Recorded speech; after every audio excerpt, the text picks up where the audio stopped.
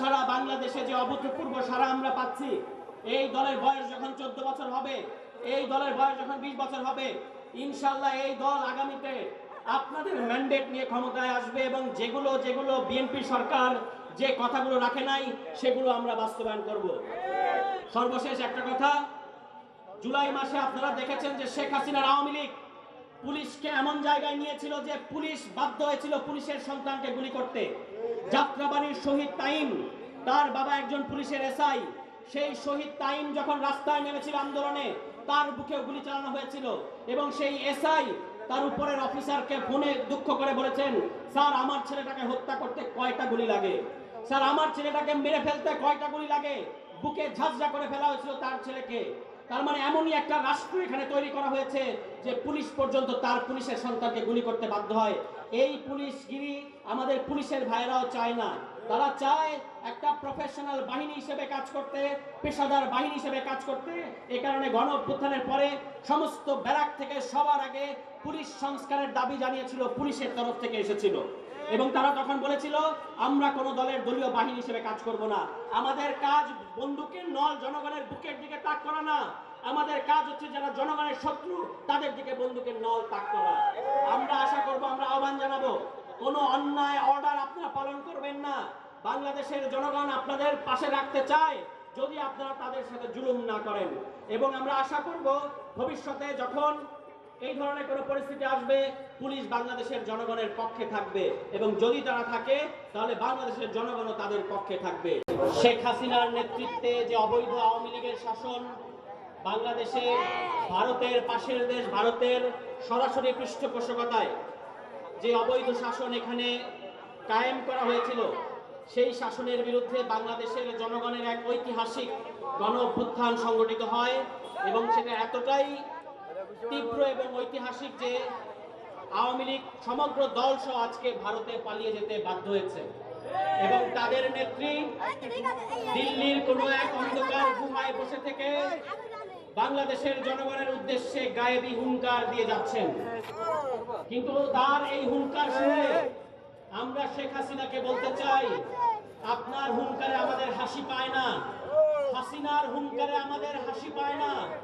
আমরা শুধু তাকে বলতে চাই, আপনার জন্য অপেক্ষা করছে বাংলাদেশের ফাঁসির কাষ্ঠ, আপনার জন্য অপেক্ষা করছে বাংলাদেশের ফাঁসির দড়ি। আপনি বলেছেন ডিসেম্বরে আসবেন, যারা আসার তারা এরকম মাস ঘোষণা করে আসে না, সাহস থাকলে এখনই আসেন, বাংলাদেশের ফাঁসির দড়িতে আপনাকে ঝোলানো হবে। মানবতা বিরোধী অপরাধের দায়ে 1400 মানুষকে হত্যা করার অপরাধে, 134 জন শিশুকে হত্যা করার অপরাধে আপনাকে আমৃত্যু ফাঁসির কাষ্ঠে ঝোলানো হবে এবং আপনার দল হিসেবে আওয়ামী লীগের বিচার হইতে হবে। বিএনপি সরকার এই গণ অভ্যুত্থানের মধ্য দিয়ে জনগণের ভোটে ক্ষমতায় এসেছে। নির্বাচনের আগে তারা অনেক সুন্দর সুন্দর মধুর মধুর কথা বলেছিল, তারা বলেছিল তারা গণভোট বাস্তবায়ন করবে, তারা দেখেছিল যে আপনারা গণভোটের পক্ষে, তারা বুঝেছিল আপনারা সংস্কারের পক্ষে, তারা বুঝেছিল আপনারা জুলাই সনদের পক্ষে। এই কারণে জনাব তারেক রহমানের বিএনপি তখন গণভোটের পক্ষে হ্যাঁ ভোট দেওয়ার জন্য আপনাদেরকে বলেছিলেন, কারণ এই কথা বললে আপনারা তাদেরকেও ভোট দেবেন, এটা তারা জানতেন। এখন যখন তারা নির্বাচিত হয়েছেন, নির্বাচিত হওয়ার পরে তারা এখন অন্য গীত গাওয়া শুরু করেছেন। তারা বলছেন যে এই গণভোট অবৈধ, এই জুলাই সনদের নাকি কোনো মূল্য নাই, তারা নাকি এই সংস্কার বাস্তবায়ন করবে না। এটা বাংলাদেশের জনগণের সাথে পরিষ্কার এক প্রতারণা। আমরা বিএনপিকে মনে করিয়ে দিতে চাই, আপনি জনাব তারেক রহমানের বাবা এবং জনাব তারেক রহমানের মা শহীদ প্রেসিডেন্ট জিয়াউর রহমান এবং বেগম খালেদা জিয়া, বাংলাদেশের আপামর জনগণ তাদেরকে শ্রদ্ধা করে, ভালোবাসে। শহীদ প্রেসিডেন্ট জিয়াউর রহমান গণভোট দিয়েছিলেন, বেগম খালেদা জিয়াও গণভোট দিয়েছিলেন। এখানে যারা মুরব্বী আছেন, যারা জিয়ার শাসনামল দেখেছেন, তাদের মনে আছে যে জিয়াউর রহমান গণভোট দিয়েছিলেন, তাদের মনে আছে যে খালেদা জিয়াও এখানে গণভোট দিয়েছিলেন। আজকে তাদেরই সন্তান হিসেবে তারেক রহমান যখন গণভোট নিয়ে কোনো কথা বলেন না, মুখে কুলুপ এঁটে থাকেন, তখন আমাদের দুঃখ হয়, তখন আমাদের ক্ষোভ হয়, তখন আমাদের রাগ হয় যে মানুষের কাছ থেকে আপনারা তাদের সমর্থন নিয়ে এখন তাদের সাথে প্রতারণা করছেন। বিএনপি ক্ষমতায় আসার পরে আপনারা দেখেছেন মাদকের চোরাচালান বেড়ে গেছে, এই সীমান্তবর্তী উপজেলা দিয়ে বাংলাদেশের 2013 সালের হিসাবে সবচেয়ে বেশি মাদক পাচার হয় এখানে। এই অঞ্চল দিয়ে বাংলাদেশে মাদক ঢোকে, অথচ বাংলাদেশের স্বরাষ্ট্রমন্ত্রী এ বিষয়ে কোনো কথা বলেন না। এখানে কথার আগে গুলি চলে সীমান্তে, এখানে রাতের অন্ধকারে ওই ভারতীয় নাগরিকদেরকে বাংলাদেশে পুশিং করার চেষ্টা করা হয়। জীবননগরের জনগণ এবং বাংলাদেশের অকুত ভয় বিজেপি মিলে সেই প্রচেষ্টাকে তারা থামিয়ে দিচ্ছে, কিন্তু সরকারকে কিন্তু আমরা এই বিষয়ে এখনো পর্যন্ত কোনো মন্তব্য করতে দেখি নাই। আমাদের পাশের দেশ ভারতের উদ্দেশ্যে আমরা বলতে চাই, প্রতিবেশী হিসেবে আমরা শান্তির সাথে থাকতে চাই, আমরা সহাবস্থানের সাথে থাকতে চাই, কিন্তু আমাদের শান্তি নষ্ট করার চেষ্টা করবেন না, আপনাদের নাগরিককে আমাদের দেশে পাঠানোর চেষ্টা করবেন না, এবং এখানে একটা মানবিক বিপর্যয় সৃষ্টি করার চেষ্টা করবেন না, তাহলে কেউ শান্তিতে থাকতে পারবে না। বাংলাদেশ শান্তিতে বিশ্বাস করে। আপনারা আমাদের মানবতা বিরোধী অপরাধের রায়ে যে সাজাপ্রাপ্ত যে আসামি, তাকে আপনাদের দেশে আশ্রয় দিয়েছেন, এটা বাংলাদেশের জনগণকে ক্ষুব্ধ করেছে। আপনাদেরকে সিদ্ধান্ত নিতে হবে, ভারত সরকারকে সিদ্ধান্ত নিতে হবে, মোদীকে সিদ্ধান্ত নিতে হবে। এই দেশে জুলাই ঘটানোর চেষ্টা করেছেন আপনারা, এই দেশে মানুষের বুকে গুলি চালিয়েছে আপনাদের তাবেদার শেখ হাসিনা। আজকে দিল্লিতে জুলাই শুরু হয়ে গেছে, দিল্লির তরুণেরা আজকে মোদী সরকারের বিরুদ্ধে স্লোগান দিচ্ছে, তারা পার্লামেন্টে ঢোকার চেষ্টা করেছে, বাংলাদেশে জুলাই বন্ধ করার চেষ্টা করেছেন, এখন নিজের দেশে আগুন লেগে যাওয়ার মতো অবস্থা। সুতরাং আমাদেরকে আমাদের মতো থাকতে দেন, আমরা সিদ্ধান্ত নেব আমরা কিভাবে থাকবো, বাংলাদেশের মানুষ সিদ্ধান্ত নেবে বাংলাদেশ কিভাবে থাকবে। এখানে ভারতের কোনো নাক গলানো চলবে না, মোদীর নাক গলানো চলবে না, অমিত শাহের নাক গলানো চলবে না, এমনকি রাহুল গান্ধী প্রিয়াঙ্কা গান্ধীরও নাক গলানো চলবে না। আপনাদেরকে বাংলাদেশের মানুষের সাথে সম্পর্ক করতে হবে, ভারতকে বাংলাদেশের মানুষের সাথে সম্পর্ক করতে হবে, এবং সীমান্তে গুলি করা বন্ধ করতে হবে, পুশিং বন্ধ করতে হবে। আপনারা শুধু আপনাদের নাগরিকদের পুশিং করছেন না, আপনারা মাদকও পুশিং করছেন। যেহেতু অনেক রাত হয়ে গেছে, আমি আমার বক্তব্য সংক্ষিপ্ত করার আগে দুটা কথা বলতে চাই। আপনারা জানেন যে বিএনপি সরকার সমস্ত রাষ্ট্রীয় প্রতিষ্ঠানে নিজেদের দলীয় লোকজনকে বসাচ্ছে, এবং সেটা এমন পর্যায়ে গেছে যে নির্বাচন কমিশনের মতো একটা নিরপেক্ষ প্রতিষ্ঠান, সেখানেও তারা অতিরিক্ত সচিব পদমর্যাদায় তাদের একজন দলীয় লোককে বসিয়েছে। উদ্দেশ্য খুব পরিষ্কার, এই অতিরিক্ত সচিব 6 মাসে মাত্র ক্ষমতায় এসেছেন, তারা এখনই দলীয় লোক নির্বাচন কমিশনের মতো স্পর্শকাতর জায়গায় তারা অতিরিক্ত সচিব পদমর্যাদায় বসিয়েছেন। আর কিছুদিন গেলে এই অতিরিক্ত সচিবকে তারা সচিব পদমর্যাদায় প্রমোশন দেবেন, এবং উদ্দেশ্য হচ্ছে আগামী নির্বাচনে কারচুপি করা, আগামী নির্বাচনে ইঞ্জিনিয়ারিং করা।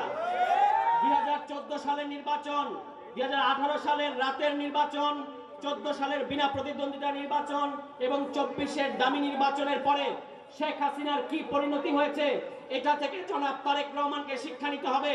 এবং আপনার আশেপাশে যে সকল ভারতীয় দালালেরা আপনাকে রাষ্ট্রীয় প্রতিষ্ঠানগুলোতে ওই দলীয় লোক বসানোর যে কুপরামর্শ দিচ্ছে, তাদেরকে আপনি দূরে সরান। তাদেরকে আপনি দূরে না সরালে তারা আপনাকে নিতে নিতে চোরাবালিতে নিয়ে ফেলবে, এবং চোরাবালিতে যদি আপনি পড়েন, যত নড়াচড়া করার চেষ্টা করবেন তত তলাতে থাকবেন। চোরা বালিতে চাপা দিলে সেখান থেকে টেনে তোলা যায়, কিন্তু চোরাবালিতে যদি কেউ পড়ে, ওই উঠতে গেলে যদি নড়াচড়া করে, সে কিন্তু আরো তলাইতে থাকে। সুতরাং তারেক রহমানকে খুব সাবধানে এই ব্যাপারগুলো খেয়াল রাখতে হবে।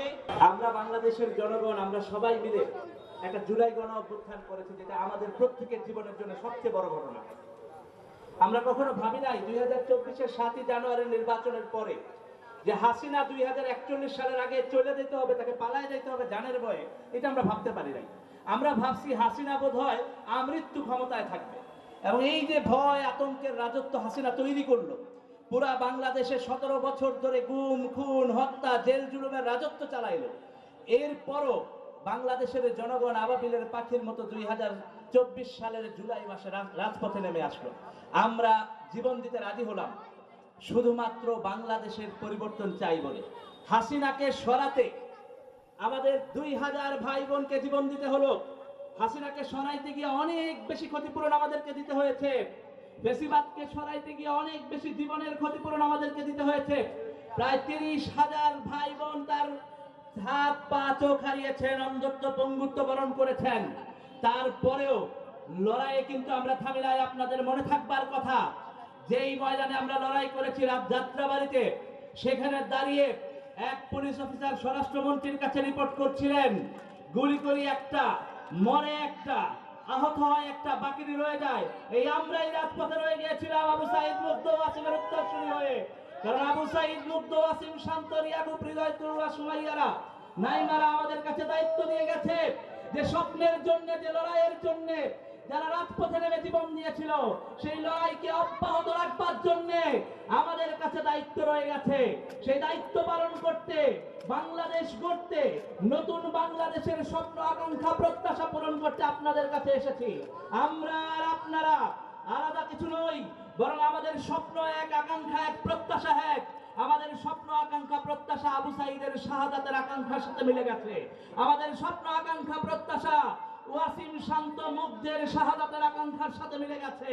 এই লড়াইটাকে বাংলাদেশের জনগণ যেভাবে ধারণ করেছে, আমরা গণভোটের মধ্য দিয়ে বাংলাদেশ পরিবর্তনের যে আকাঙ্ক্ষা ব্যক্ত করেছি, সেই আকাঙ্ক্ষাকেও ওই রাজপথের লড়াইয়ের সাথে মিলিয়ে দেখতে হবে। আপনারা সাক্ষী, রাজপথ কখনো হার মানে না, শাহাদাত কখনো হার মানে না, আবু সাইদ ওয়াসিম মুগ্ধ কখনো হার মানে না, বরং লড়াই সব সময় জিতে, সংগ্রাম সব সময় জিতে। আমাদেরকে শহীদ ওসমান হাদি ভাই বলে গিয়েছিলেন, আপনাদের স্পষ্ট মনে থাকার কথা, সব সময় জিততে হবে এমন কথা নাই, বরং লড়াইটা আমরা চালায় যাইতে চাই। শহীদ ওসমান হাদি ভাই যেভাবে করে বলেছিলেন, আমরাও সেভাবে বলে যেতে চাই। আপনাদেরকে সাথে নিয়ে বাংলাদেশ গড়ার লড়াই লড়তে চাই। আপনারা সাথে আছেন ইনশাআল্লাহ? চুয়াডাঙ্গাবাসী এই লড়াই লড়তে চান আপনারা?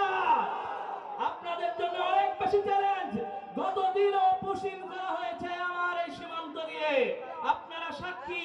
এই পুশিং করে বাংলাদেশের স্বাধীনতা সার্বভৌমত্বের সাথে চিনিমিনি খেলবার প্রচেষ্টা যারা করতে চান, আপনারা জেনে রাখুন, বাংলাদেশের জনগণ মৃত্যুকে ভয় পায় না, বরং শাহাদাত আমাদেরকে টানে, বরং মৃত্যুর লড়াই আমাদেরকে বিজয়ের দিকে আকর্ষিত করে। সুতরাং সীমান্তে পুশিং করে আমার সার্বভৌমত্বের সাথে ছিনিমিনি খেলবেন, আর আমরা চুপচাপ বসে থাকবো এমন আশা করলে আপনারা বোকার স্বর্গে বাস করছেন। আমরা সীমান্তে লড়বো, আমরা রাজপথে লড়বো, নতুন বাংলাদেশ গড়বো, নতুন স্বপ্নের বাংলাদেশ গড়বো, যে স্বপ্ন আমাদের শহীদরা রেখে গেছেন। আপনার এই চুয়াডাঙ্গায় দেখলাম একজন একটি ব্যানার টানিয়েছেন, 2 জন শহীদের নাম। সেই শহীদদের লড়াইকে আমাদেরকে বাস্তবায়ন করতে হবে। আপনাদেরকে বুঝতে হবে, 2 বছর আমরা এই জুলাই গণ অভ্যুত্থান পার করেছি। আমাদের স্বপ্ন আকাঙ্ক্ষার এখনো বাস্তবায়ন হয়েছে বলেন? এখনো তো হয় নাই। আমরা যে বাংলাদেশ চাই তা হয় নাই এখনো। স্পষ্ট বুঝতে হবে, আমাদের ইচ্ছার ভিত্তিতেই বাংলাদেশ রাষ্ট্র চালাতে হবে। কোন তাবেদার রাষ্ট্রের কথায় বাংলাদেশ চলবে না। আমরাই জুলাই স্লোগান দিয়েছি, দিল্লি না ঢাকা, ঢাকা ঢাকা। এইটা আমরা আমাদের কেবলার কথা বলেছি, আমাদের কেবলাই ঢাকায়। আমাদের বাংলাদেশের মানুষের ইচ্ছায়, বাংলাদেশের মানুষের স্বপ্নের আকাঙ্ক্ষার ভিত্তিতেই আমার বাংলাদেশ চলবে। এই কথা আপনারা বুঝছেন তো? এই কথা আপনারা বুঝতে পারছেন তো? এই লড়াইটা আমাদেরকে চালাইতে হবে। আমরা বাংলাদেশ থেকেই আমার স্বপ্ন আকাঙ্ক্ষার বাস্তবায়ন করব। আমাদের ইচ্ছা আকাঙ্ক্ষার ভিত্তিতে রাষ্ট্র পরিচালনা হবে। আমাদের অধিকার আমাদের নিজেদেরকে আদায় করে নিতে হবে। মাত্র 30% টাকায় জমির মালিক হয়ে নতুন বাংলাদেশের গড়ে তোলার স্বপ্ন দেখা বাংলা বসতি। আপনাদের মনে থাকার কথা, যদি তুমি ভয় পাও তবে তুমি শেষ, যদি তুমি রুখে দাঁড়াও তবেই বাংলাদেশ। আপনি কি ভয় পাবেন না রুখে দাঁড়াবেন? ভয় পাবো না, রুখে দাঁড়াবো।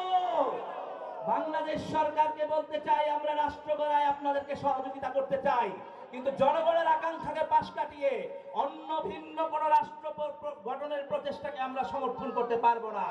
সুতরাং আমাদেরকে রুখে দাঁড়ানোর লড়াইটাকে বাংলাদেশের সরকার বুঝবেন এই আশা রাখি, আমাদের আকাঙ্ক্ষা প্রত্যাশাকে বুঝবেন আশা রাখি।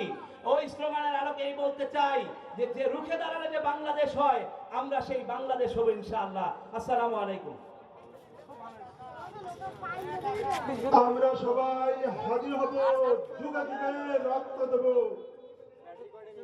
এখন আপনাদের মাঝে বক্তব্য রাখবেন চুয়াডাঙ্গা জেলার কৃতি সন্তান, জননেতা জনাব মোল্লা ফারুক এহসান, যুগ্ম সদস্য সচিব, জাতীয় নাগরিক পার্টি কেন্দ্র। বিসমিল্লাহির রহমানির রহিম। প্রিয় বন্ধুগণ, আপনারা আমাদের বক্তব্যগুলো শুনেছেন, আমাদের কথাগুলোকে জেনেছেন। আমরা স্পষ্টভাবে করেছি বিএনপির একনায়কতন্ত্র দেখার জন্য না। প্রিয় বন্ধুগণ, বাংলাদেশের ৭০% মানুষ যেই গণভোটের রায় দিল, সেই গণভোটের রায় যদি বাস্তবায়ন না হয়, যদি সীমান্তে আবারও গুলি চলে, যদি আমার দেশের মানুষের অধিকার না পায়, যদি আমার দেশের প্রত্যেকটা গ্রামে গ্রামে মাদক ব্যবসা হয়, তাহলে এই বিএনপি সরকারকে আমাদের কোনো দরকার নাই। এর জন্য আওয়ামী লীগ ছিল। বাংলাদেশের মানুষ পরিবর্তন চেয়েছে, আপনাদের মুখ দেখতে চাই নাই। প্রিয় বন্ধুগণ, আমি আমার কথা সংক্ষেপে বলতে চাই, বাংলাদেশের মানুষের প্রত্যাশা যদি বিএনপি পূরণ করতে না পারে, আমাদের সহায়তা সত্ত্বেও যদি বিএনপি বাংলাদেশের গণভোটের রায় সেই রায় বাস্তবায়ন না করে, তাহলে আরেকটি গণবিপ্লবের জন্য আমরা প্রস্তুতি নেব। প্রিয় বন্ধুগণ, আমরা প্রত্যাশা করব আমাদের এই পথ চলাতে আপনারা সবাই আমাদের সাথে থাকবেন। সকলকে ধন্যবাদ জানিয়ে আমি আমার বক্তব্য শেষ করছি। ইনকিলাব জিন্দাবাদ।